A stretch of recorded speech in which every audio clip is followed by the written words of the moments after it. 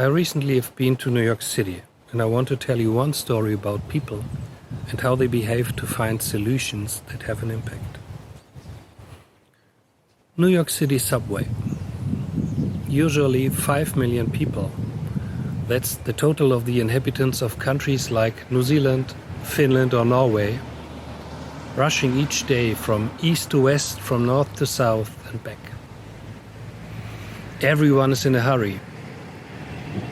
Maybe this is New York culture, but I know that a lot of them have to rush to their second or third job in a row to earn their living in that expensive city.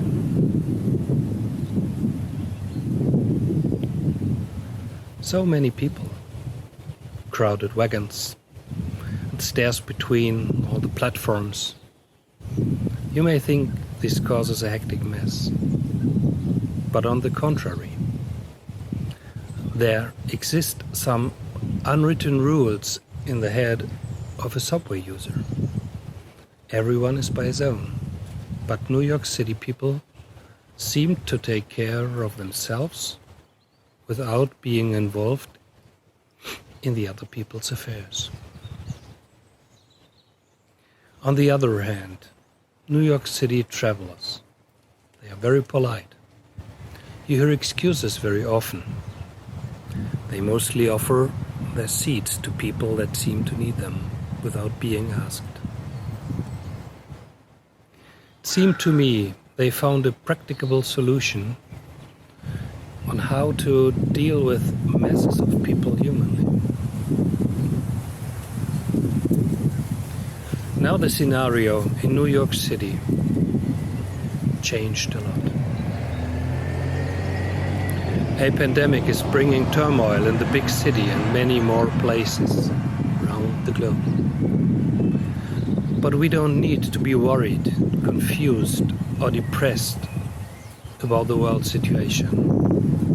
There are things that you and I can do to make things better.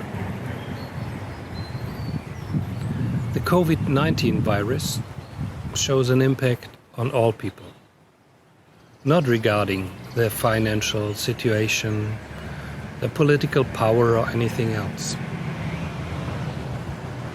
I have the idea that this virus is a sign for all of us in any place on this planet to get socially connected, not regarding political borders, races, or functions within their society. The Dalai Lama once said that life is about loving people and using things. But we live in a chaotic world where too many people love things and use people. Everybody needs to decide what means a real value to their own life. Now is the time to promote the culture of peace with love and conscience.